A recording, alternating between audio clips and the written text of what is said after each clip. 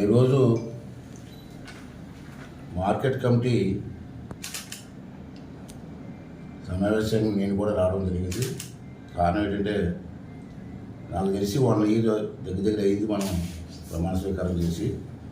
ఈ 1 ఇయర్లో ఆ రోజు నేను కొన్ని ఐటమ్స్ చెప్పాను. ఇవన్నీ కూడా మనం తయారు చేసుకోవాలా, ఇది ఒక టార్గెట్ పెట్టుకోవాలని. ఆ టార్గెట్ ఎంతవరకు రీచ్ అయ్యామని చెప్పి ఇవాళ వెరిఫై చేయడం కోసం వీళ్ళకి ఓటు మీటింగ్ ఉందంటే నేను కూడా వస్తానని చెప్పి రావడం జరిగింది. ఫస్ట్ ఏంటంటే వీళ్ళకి ఓటు మీటింగు ఇప్పుడు 4, 5 అయినట్టు ఉన్నాయి బోర్డు మీటింగ్లు. ఇంత చెప్తున్నారు 5, 6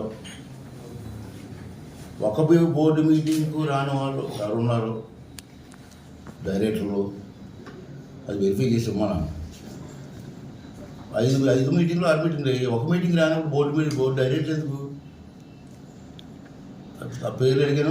ఒక్కడో రాకపోతే తీసి పారేస్తాం. ఎందుకు సత్తా తీదాడానికి రావడం బోర్డు మీటింగ్కి, తీదాకి వెళ్ళిపోవడానికి అది కదా. రెండోది ఏంటంటే అది నెంబర్ 1 డెసిషన్ తీసుకున్నాం. రెండోది ఏంటంటే గత 5 సంవత్సరాలు మార్కెట్ యార్డ్ని ఓ బార్ కింద వాడుకున్నారు. ఇక్కడే తాగడం, ఇక్కడే తందం ఆడడం మాకు కలర్ చూసాం, నిర్వీర్యం అయిపోయింది. దాన్ని మరి 1 ఇయర్లో ఒక రూపురేఖలు దిద్దాం. పూర్తిగా దిద్దని అన్నగాని ఒక రూపుకి తీసుకొచ్చాం. కొన్ని కార్యక్రమాలని ఇవన్నీ చేస్తున్నాం. ముఖ్యంగా మొన్నే గవర్నమెంట్ ఆఫ్ ఆంధ్రప్రదేశ్ అన్ని మార్కెట్ల మీద సర్వే చేయించారు. మార్కెట్ యార్డ్ మీద మన అనకాపల్లి జిల్లాలో మనకు 6 ఉన్నాయి మార్కెట్ యార్డులు. దాంట్లో బాగా ఇన్కమ్ వచ్చే మార్కెట్ యార్డ్లో 2 ఐడెంటిఫై చేశారు. ఫస్ట్, సెకండ్ అని. ఫస్ట్ పాచిరావుపేట వచ్చింది ఇన్కమ్ రేట్ చేయడంలో. అలాగే సెకండ్ మన నర్సీపట్నం కూడా వచ్చింది. నర్సీపట్నం కూడా మనం బాగానే చేశారు. బోర్డు మెంబర్లు, చైర్మన్ గారితో కూర్చొని ఎక్కడికక్కడ సీసీ కెమెరాలు పెట్టి టోల్ గేట్లో మిస్ అవ్వకూడదు. పూర్వం టోల్ గేట్లో డబ్బులు ఇచ్చి వెళ్ళిపోయి లారీలు అలా కాకుండా సీసీ కెమెరాలు పెట్టి దానికి అనుసంధానం ఆఫీసులు పెట్టి ఏ లారీ వెళ్తుంది, అక్కడ ఎంత వసూలు అవుతుంది అన్నీ కూడా ఇక్కడ అనుసంధానం చేస్తున్నాం.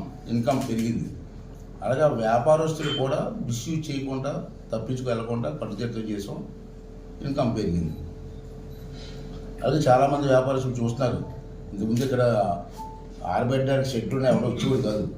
ఇవాళ మీరు చూసే పని జరుగుతుంది. అందరూ వస్తున్నారు, తీసుకుంటున్నారు, రెంట్ తీసుకుంటున్నారు, వర్క్ చేసుకుంటున్నారు. ఇలాగ ఇన్కమ్ పెంచుకుంటూ రావాలని చెప్పి ఐడియా చేసాం. అంతా చేయలేకపోయాం కానీ 25% వరకు చేయగలిగాం.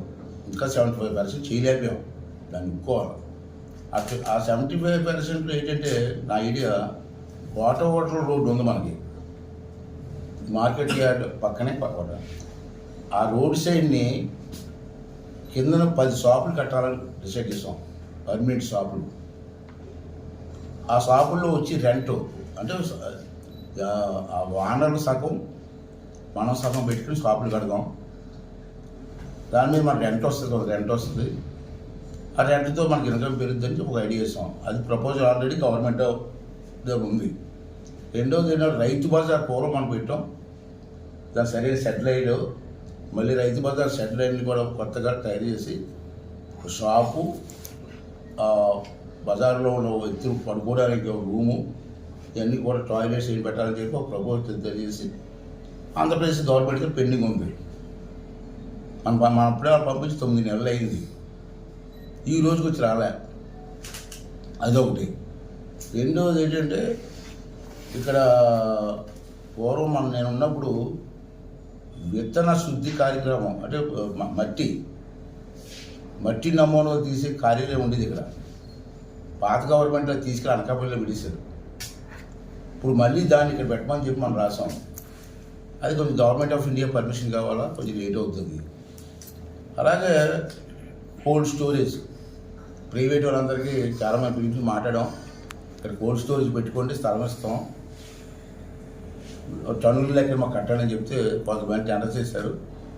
ఇంకా టెండర్స్ ఓకే అవ్వలేదు. అది వస్తే చింతపండు ఏజెన్సీ ఏరియాలో ఉండే చింతపండు కానీ ఇతర ఫ్రూట్స్ కానీ ఏమైనా వచ్చి రేట్ వచ్చే వరకు కోల్డ్ స్టోరేజ్లో పెట్టుకోవడానికి ఆ ఏర్పాటు కూడా చేస్తున్నాం.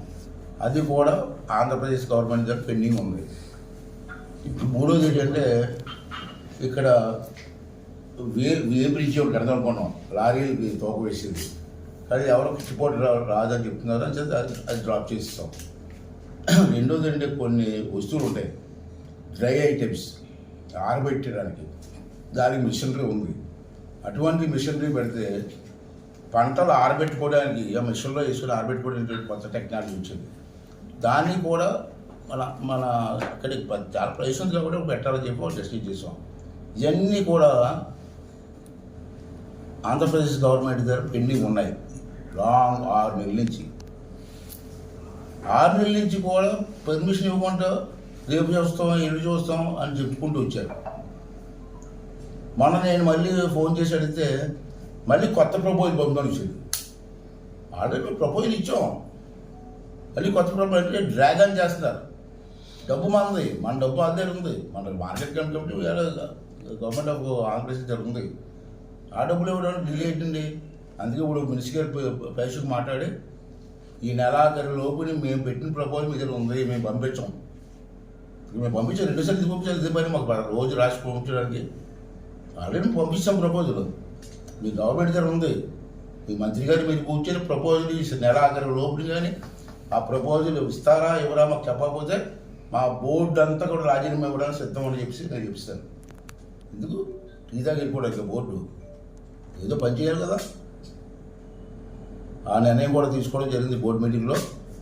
తర్వాత ఎవరైతే బోర్డు మెంబర్లు మీటింగ్కి రాలేదో వరుసగా వాళ్ళని కూడా బోర్డుని తప్పించాలని కూడా డిసైడ్ చేసుకోం. ఇదండి ఇవాళ జరిగింది. నెక్స్ట్ స్టెప్ తర్వాత ఏం చేస్తే చూద్దాం.